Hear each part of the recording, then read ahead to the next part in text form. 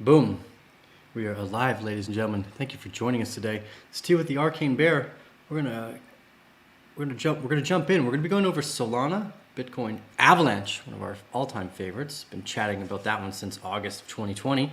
I also want to go over FTM, as it's a new one that I've added and have been meaning to add, but now that it's dropped down off of its all-time highs, it's maybe a little easier to take a look at. And then we're going to go over at the end of this some questions and comments, but general markets from the S&P 500, the NASDAQ, the dollar, and the volatility index, just for a general update. So what we're going to do is we're going to start actually looking at some on-chain fundamentals. I think it might help give us an idea of kind of where we're sitting in general. So this is the Glassnode data. We consistently look at this one here because it shows the amount of Bitcoin on exchanges right now. And the last little while, we've actually seen supply come into the market instead of just leave. And this is actually after a huge supply decrease over the, since July 25th, effectively. The large majority of the Bitcoin supply has been leaving. And this is generally a bullish sentiment. Now, this can change in an instant. And the important thing to know is that when Bitcoin or any asset is leaving the exchange, it increases the volatility in both directions. So only a little bit more Bitcoin needs to come on the market to drastically move the price down, and only a little bit needs to come off the market to drastically move the price up. So a lot of big players go through this really intricate process of buying small amounts. If you look at the way Michael Saylor and Elon Musk, I guess SpaceX accumulated their Bitcoin, they were on open exchanges buying small amounts, usually below the point of control. So it's important to keep an eye on the volatility in the next few months is going to be noticeable. Which brings us to the crypto fear and greed index. We are currently sitting in fear. Now, if we go to the kind of one year drop back here, we can see that this is actually another amazing time to accumulate. If you look at the last 10 years of Bitcoin's price, we ignore the price and we focus on human emotion and sentiment only, which is the real driver of price. You can see that this fear mark, anything below 30 really is usually a great area to accumulate. And if we go back through time, that story actually plays out really well. This is Bitcoin here, December 2018. This is Bitcoin at $3,000. March 2020, this is Bitcoin at $3,000. Back down here, greed index at 24. This was Bitcoin at 30,000. And we've dropped right back down to the fear index. So I believe largely that the retail investor has not figured out some of these. Oh, geez, whoops, here we go. I'm going to re-show that again. I need to keep my other screen open so I can see how this thing works. Is this not? Oh, it's my little trigger button that's not working, I guess, hey?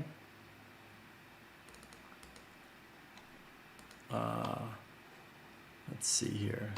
Oh, there we go. Okay, so my my buttons weren't working. Now they're working. Okay. So again, we'll look at the Glassnode data here. Again, we can see a slight increase in the supply, and then we'll just jump into the greed and fear index. The greed and fear index, pretty much anything below 30 here was a good area to accumulate. This area here, March 2020, this is the day the pandemic was declared. This area here is some of the lowest in fear we've seen in all of Bitcoin's history. But again, anytime you see a drop down into the fear around 20, this is generally a good area to accumulate.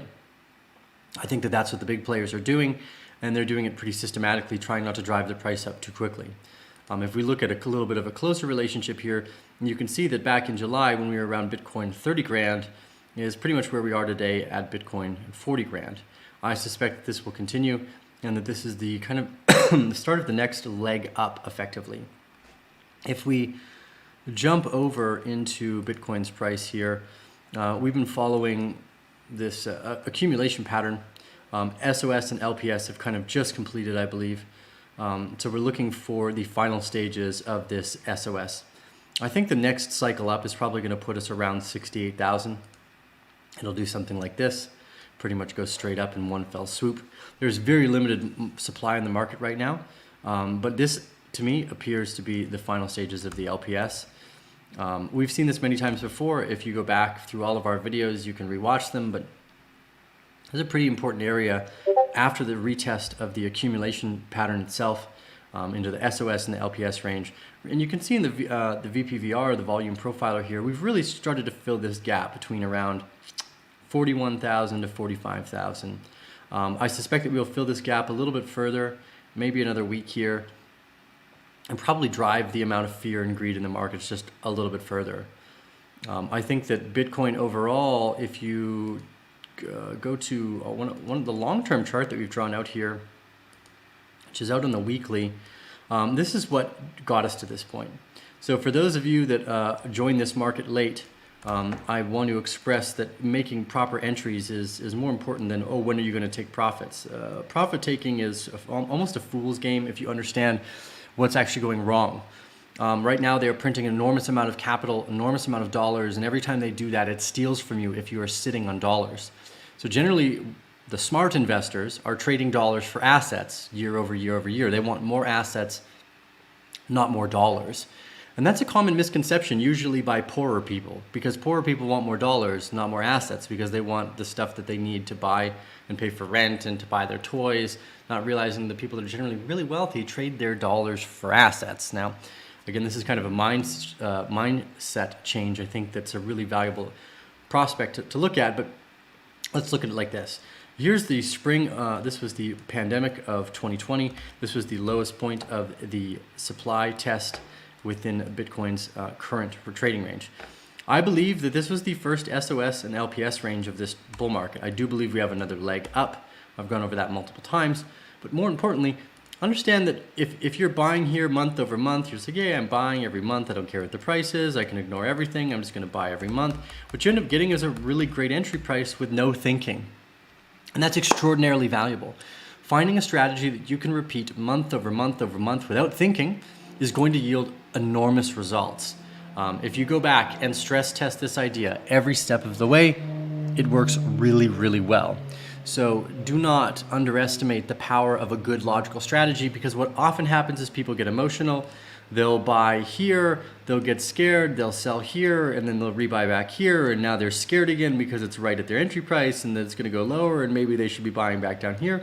And they make all these mistakes where what they should be doing is just buying.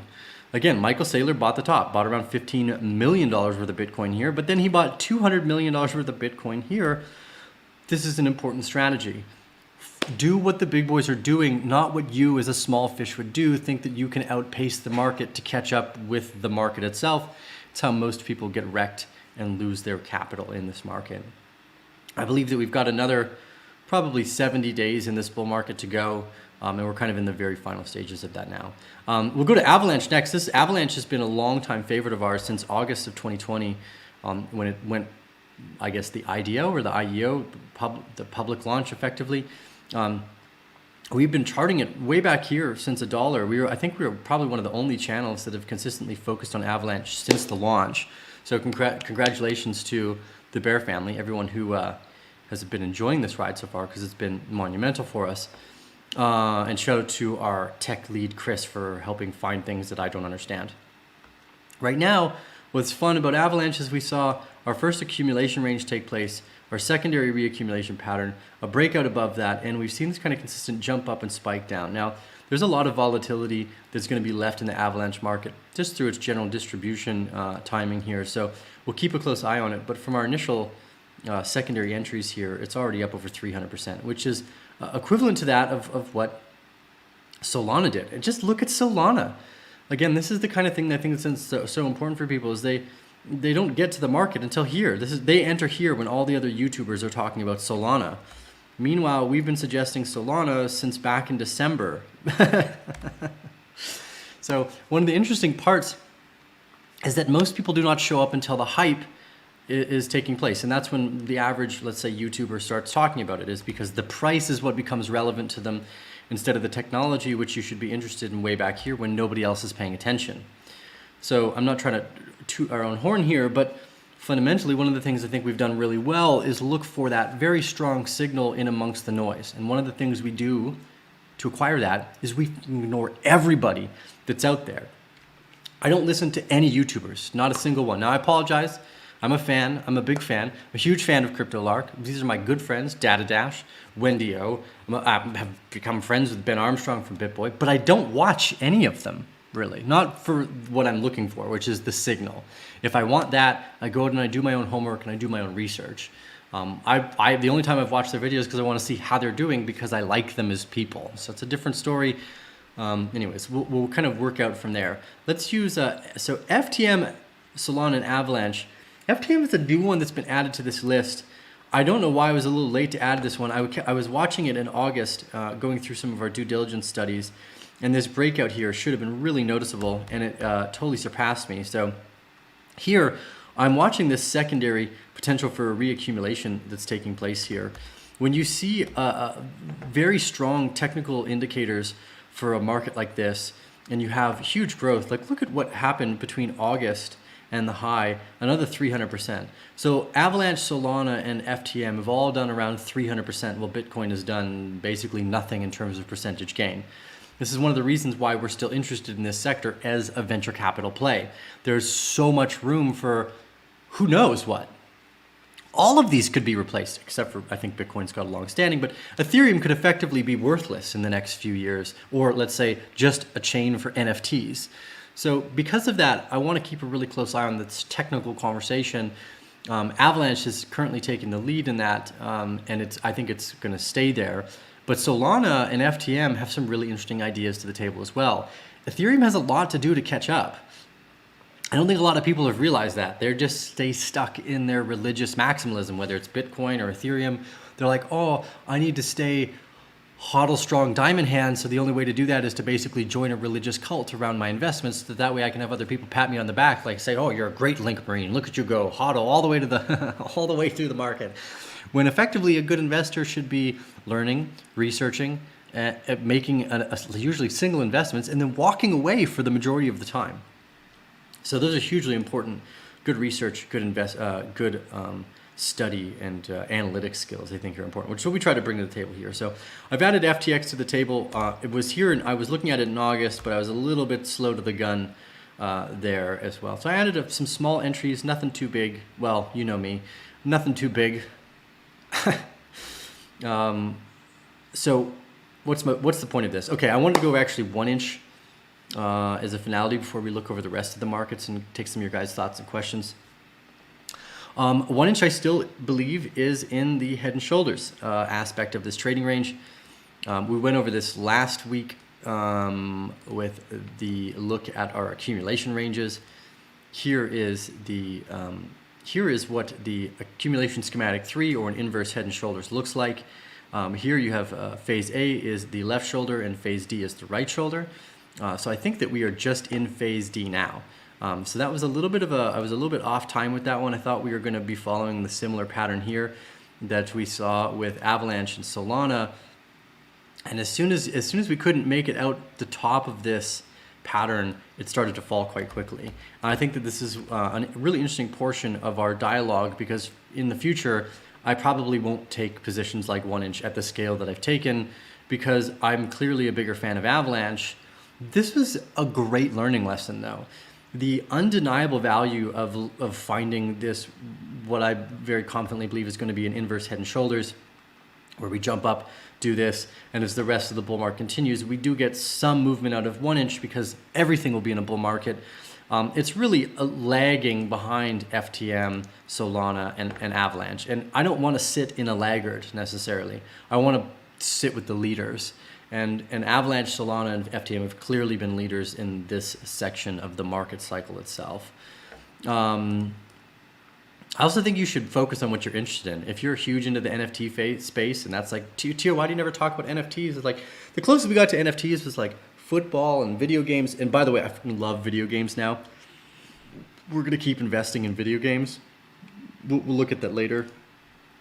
Let's go over the general market. Yeah, but like things like Star Atlas, and I'm a big fan of those ideas. So let's take a look at the general markets here. We haven't gone over this in a little bit. We may be hitting a temporary rollover top. Now, this is going to be a really interesting part in the market here. I don't think they can let it fall lower necessarily. I think that they're going to just keep printing. inevitably. I believe that's why we're going to basically only go up for the next decade. Anything that we see, even if we do see a volatile downswing here, I think it's going to be bought back up by their money printing nonsense.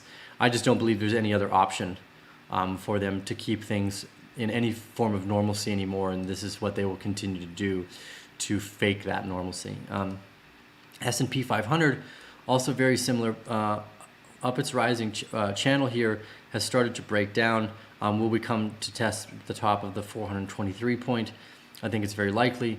But ultimately, if we take that long-term thesis, we scale out, and we repeat the sentiment, we're going to compare right now in the monetary supply. So this right now is the, let's take a look here. Let's do this again. Okay, so the orange line underneath is the monetary supply, or the M2 supply. M2 supply is basically the amount of capital that the Federal Reserve prints. If you will probably notice that they are very closely related, and as I actually push back a bit here, boom, there we go. From 2000 to where we are today, the entire stock market's movement is based off of printing. Now, we could make some arguments as to why the printing is necessary and also why it's a horribly bad thing. Let's ignore both the positive or the negative and just look at the factual data we have here. Monetary supply goes up, asset price goes up. This is what I think the literal definition of inflation looks like.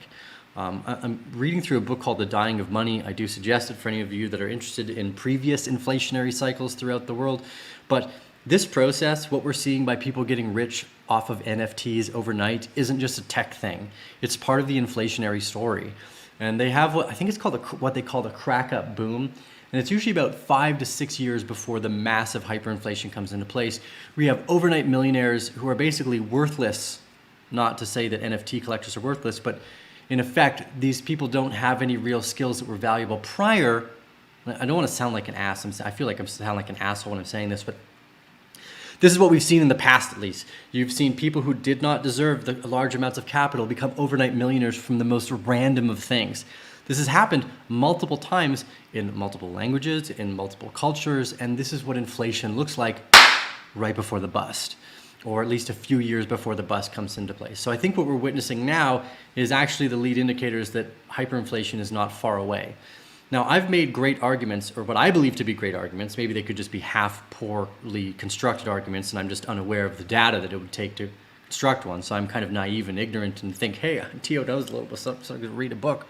But I am actually a large believer that right now one of the difficult parts we have is deflation. The amount of technology that I have in my cell phone here is crazy. This cell phone now does 8K. Like, this is an 8K video camera now on this damn thing. It is wild to me. Look how many cameras are on this. This is just nonsense. I think it even has like an infrared camera or something now. I don't even know, technically speaking. But when you see the speed with which technology is advancing, it is hard to totally estimate what's going to happen. It's one of the reasons why I think that they've been able to get away with the inflationary process for so long is, number one, we have a lot higher ease of access to multiple jurisdictions around the world where the money can flow. I've seen hundreds, if not thousands of people move to Costa Rica over the last 2 years, start buying property and building. This is capital flight into new areas where you're not seeing inflation just directly in one place, like in the Weimar Republic. The United States is printing money, but it's going everywhere. It's going to the United States, it's going to Iceland, it's going to Africa, it's going to Bolivia, Portugal, or El Salvador. It's building all around the world. And I think because of this, you have that flight of capital it will maintain the inflationary conversation for probably, again, maybe 5 to 10 years longer, which is, again, I'm agreeing with the only up thesis, although I've called it something else. I called it the first time the markets would melt up. The market melt up has been my name for it. And that's what we've been effectively witnessing. The fact that we did not crash back here in March of 2020 during the beginning of the pandemic, or this is the nominal crash that we had, and then we've gone only up afterwards after we basically destroyed small and medium enterprise businesses, I think this is a really strong indicator that actual sentiment of the market has been totally destroyed. They're going to keep it afloat by money printing. They're going to keep these zombie companies, which should have died decades ago, like the banks, up and running, because there's no other choice for them. If they stop that, they lose their confidence. If they lose their confidence, they lose their power. And if they lose their power, they have nothing, because most of these people are probably worthless human beings. Bill Gates or something like that. I don't know.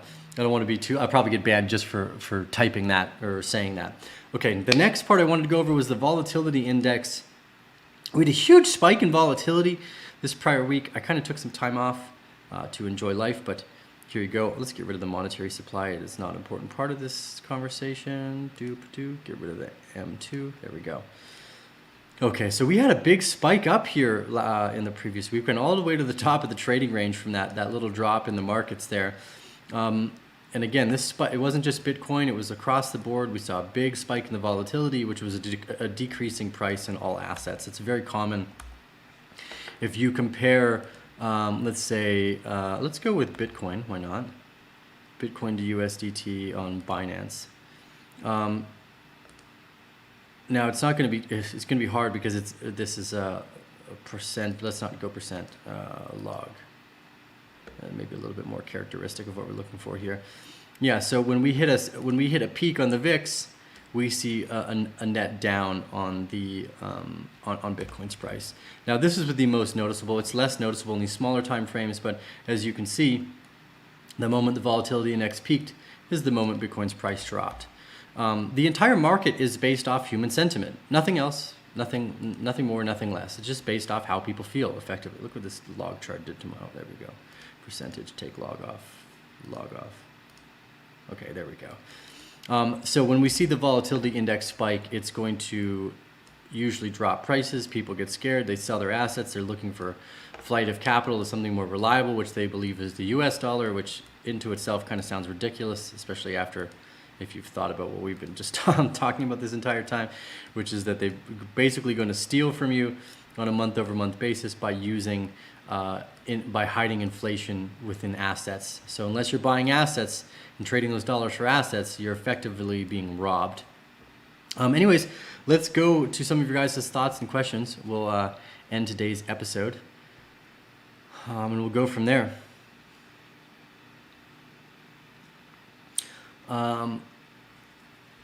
Was the China announcement more FUD? Yes, I think so. I agree with Daniel. China bans Bitcoin every week. Seller Network is also up. Nice. I'm glad you got. So Seller and Fetch were two of our initial venture capital plays. I was left with only a small bag after I sold it at 10x, and then they went to 100x.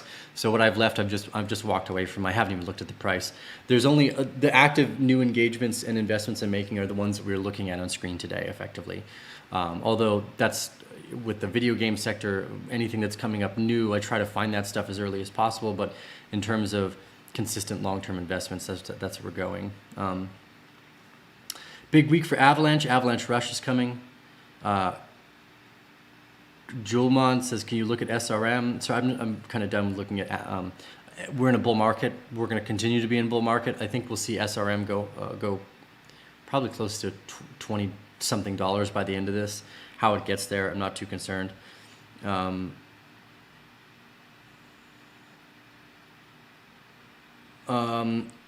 Matthew Bradley says, how do you feel about GHST? Goods and service taxes? Oh, I have no idea. A gaming coin? I have no idea. I see a lot of random market buys between S, X, and F. I have no idea what the gaming token is. So it'd be impossible for me to answer on something I know nothing about. Mateus says, Tio, what's your midterm look on Bitcoin, bull or bear? Neither of those are important. Midterm looks are also unimportant. If you're new to the investing space and you think you're going to use your investing to make money, you're understanding this game wrong. And you need to go back and really think about the thesis I've said multiple times now, which is investing is trading dollars for assets. They're stealing from you by printing more dollars, so you really only want assets. And trading is trading assets for dollars, which is what poor people do, at least in my opinion. That could be just an opinion, right? The wealthy make investments. Look there, you can make money trading, sure, but it's not a good lifestyle. I don't like it. It's not worth it. It's easier to make $1 million a year doing something else. I'm 100% positive about that. So in terms of like midterm bull or bear outlooks, I think it's unimportant.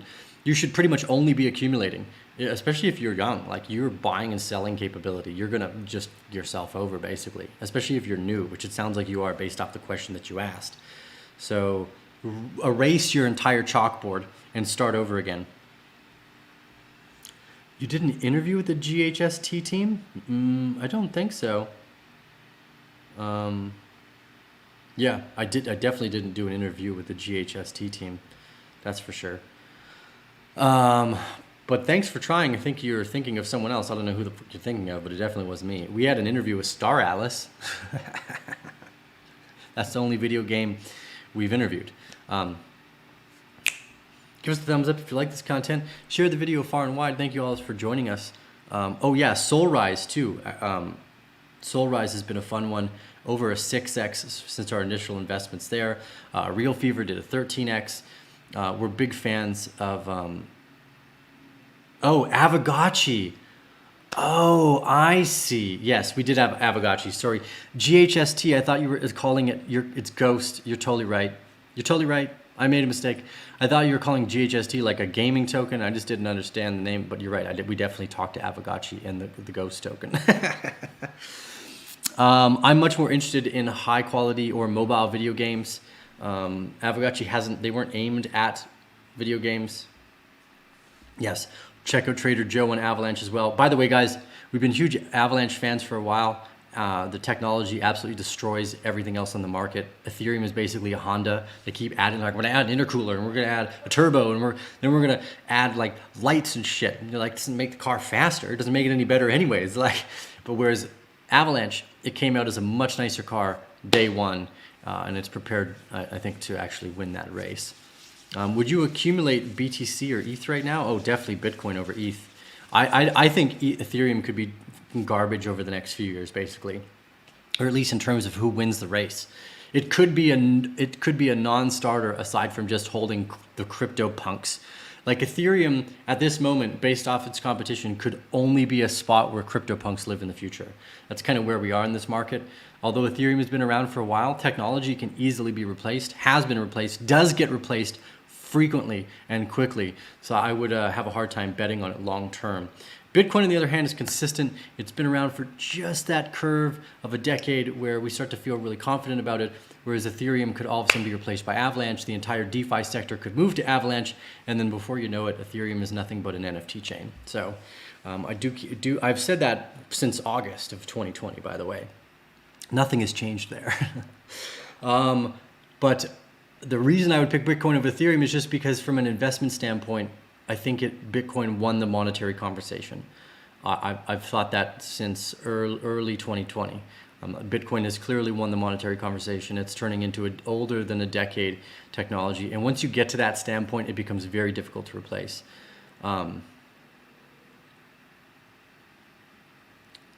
Okay, and Mateus clarifies here, says, I'm not new to space, but I've been accumulating since 2018 and saved some profit. I mean, where you see BTC price-wise in the next 3 to 6 months? I think we're going to go to about 120 grand, maybe let's say by December. But even still, we're right in the middle of the market. So the up to downside is equal. We could be at Bitcoin down at $20,000 again in the next bear cycle. Actually, as a matter of fact, let's go over this chart. I shared this the other day. It's a really fun one. This is something we went over back in 2018, the mid of 2018. Actually, let's open it up on the original and zoom in. There we go. So this was printed back in the mid of 2018 when we were back here, Bitcoin at around, what was it? This is around 7 grand before we hit the $25,000 mark. I think that we're in this logarithmic growth chart. I think we're going to go up to around 100 and something K, 120, 140, and then come back down to 20 or 50, and then up to 300, and then down to, let's say, 80, and then up to 700,000, and down to 100. This has been pretty consistent over time, and this logarithmic chart has done well for us. I suspect that this is going to play out quite well. We're watching the growth of a technology. And once we start to get into crazy adoption cycles, if we broke out above this for some reason, I would change my sentiment. But until then, we've followed it almost perfectly. And this is an old chart that we have drawn up, so keep that in mind. Bloop, bleep, blorp, blop, bloop. Anyways, give us a thumbs up if you like this content. We'll end the episode with that. We'll see you guys in the next one. Yeah, okay, that's it. Thank you.